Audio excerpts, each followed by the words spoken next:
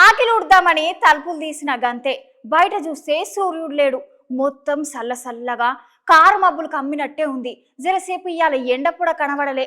పొద్దున్నుంచి చల్లబడి ఇక వాన చినుకులు షురువైనాయి. ఇక నిన్నటి నుండి పడుతున్న వానలకి వానకాలం షురువు అయిందనే చెప్పాలి అనిపించింది నాకైతే.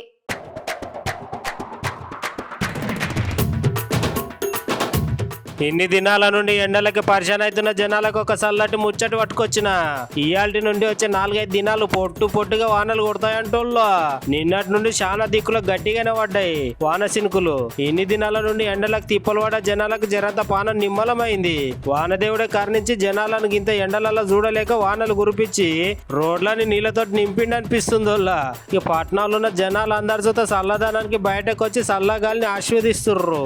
ఈ ఉబ్బరింపు ఎండలలో ఒకసారి వాన శనుకులు పడేసరికి జనాలు సుత కొంచెం చల్లబడ్డారు. ఇక అవునల్లా ఈ ముచ్చట మేమే కాదల్లా వాతావరణ శాఖ సార్లు సుత చెప్పిర్రు. ఉరుములు మెరుపులతోని వానలు పడతాయని అంటున్నారు. చాలా దిక్కులలో ఆల్రెడీ రాళ్ల వానలు సుత పడ్డాయి. పోయిన వానాకాలం లెక్క జనాలు అడ్డంకల రోడ్లు ఆగం కాకుండా ఇప్పుడు చేయి గుర్తు సర్కారు ముందు జాగ్రత్త చర్యలు తీసుకోవాలని జనాలు అంటున్నారు.